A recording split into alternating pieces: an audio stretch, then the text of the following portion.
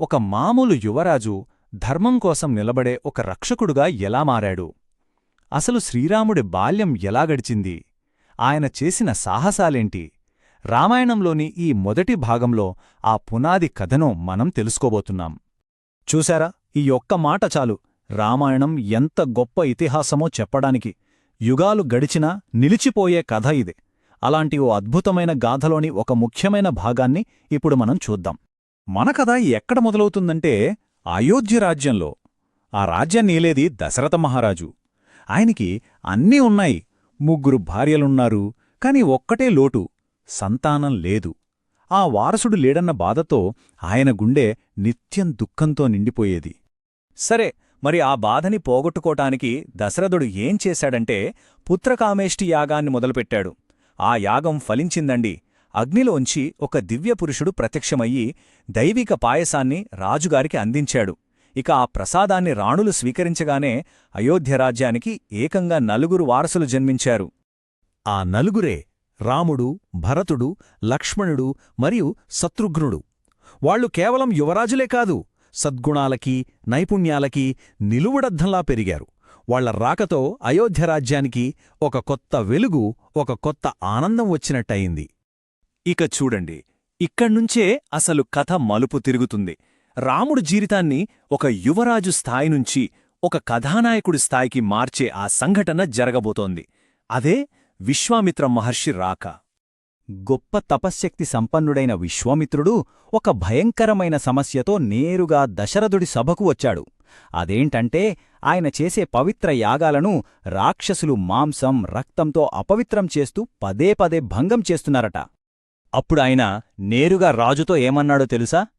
రాజా, నేను వచ్చింది మీ పెద్ద కుమారుడైన రాముడి కోసం. ఆ భయంకరమైన రాక్షసులను అతడు మాత్రమే ఓడించగలడు అని అడిగారు. ఒక్కసారి ఆలోచించండి, ఇది ఎంత పెద్ద అభ్యర్థన! ఆ మాట వినగానే దశరథుడి గుండె ఆగిపోయినంత పనైంది. ఇంకా చిన్నవాడు, కళ్లముందే అల్లారుముద్దుగా పెంచుకుంటున్న తన కుమారుడిని రాక్షసులతో యుద్ధానికి పంపడమా? పుత్రప్రేమతో ఆయన మొదట ఖచ్చితంగా నిరాకరించాడు. సరిగ్గా అప్పుడే రాజగురువు వశిష్ఠుడు కలుగజేసుకున్నారు. ఆయన రాజుకు ధైర్యం చెప్తూ, రాజా, కంగారుపడకు, ధర్మాన్ని రక్షించడానికే రాముడు జన్మించాడు. పైగా విశ్వామిత్రుడిలాంటి గొప్ప ఋషి అండగా ఉండగా అతనికి ఎలాంటి ఆపద రాదు అని నచ్చజెప్పారు.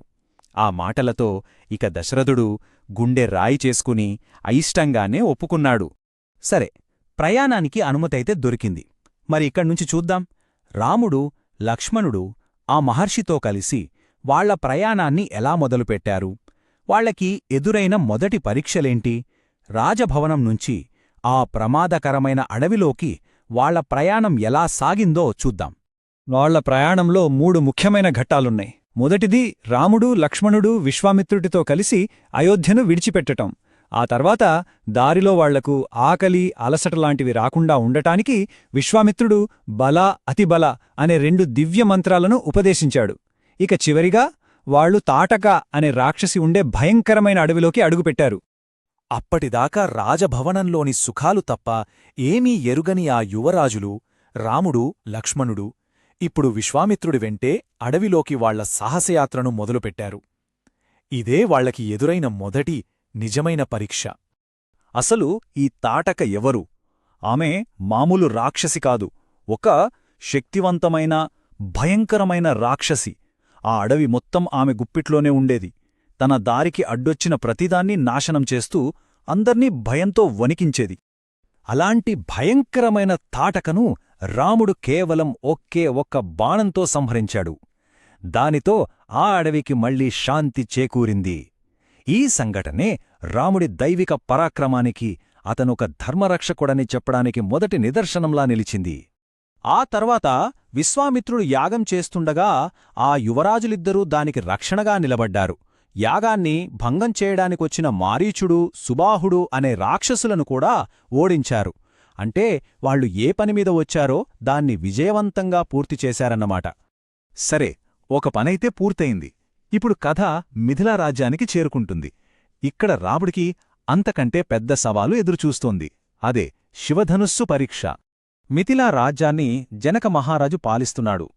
ఆయన తన కుమార్తె సీత కోసం ఒక స్వయంవరం ప్రకటించాడు. ఆ పోటీ ఏంటో తెలుసా? అక్కడ ఉన్న శివుడి దైవిక విల్లును ఎవరైతే ఎక్కుపెడతారో వారికే తన కుమార్తెనిచ్చి వివాహం చేస్తానని ప్రకటించాడు.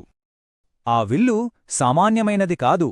యుగాలుగా ఎందరెందరో రాజులు, దేవుళ్ళు, చివరికి రాక్షసులు కూడా ప్రయత్నించి దాన్ని కనీసం కదల్చలేకపోయారు.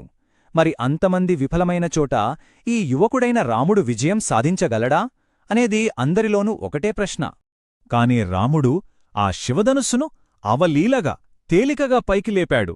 అంతేకాదు, దానికి నారి కట్టే ప్రయత్నంలో పెళపెళమంటూ ఒక పెద్ద ఉరుములాంటి శబ్దంతో ఆ మహాధనుస్సు రెండుగా విరిగిపోయింది. ఆ అసాధారణమైన ఘనతతో రాముడి దైవత్వం యావత్ లోకానికి తెలిసిపోయింది. ఇక చివరగా కథ ఒక సంతోషకరమైన ఘట్టానికి చేరుకుంది. ఒక దివ్య కళ్యాణం, అదే మన సీతారాముల వివాహం. తన యోగ్యతను నిరూపించుకోవడంతో రాముడు యువరాణి సీత చెయ్యి అందుకున్నాడు. వాళ్ల వివాహం ఒక గొప్ప వేడుకగా, అందరి ఆనందోత్సాహాల మధ్య కన్నుల పండువగా జరిగింది. చూశారుగా, ఒక యువరాజుగా మొదలైన ప్రయాణం పూర్తయింది. ఒక దివ్య వివాహం జరిగింది. 2 రాజ్యాలు ఆనందంతో ఉప్పొంగిపోయాయి. అంతా శుభం అనుకుంటున్న ఈ సమయంలో ఈ విజయంతో వాళ్ల పరీక్షలు ముగిసిపోయాయంటారా? లేక అసలు రామాయణ మహాగాథలో ఇది కేవలం ఆరంభం మాత్రమేనా?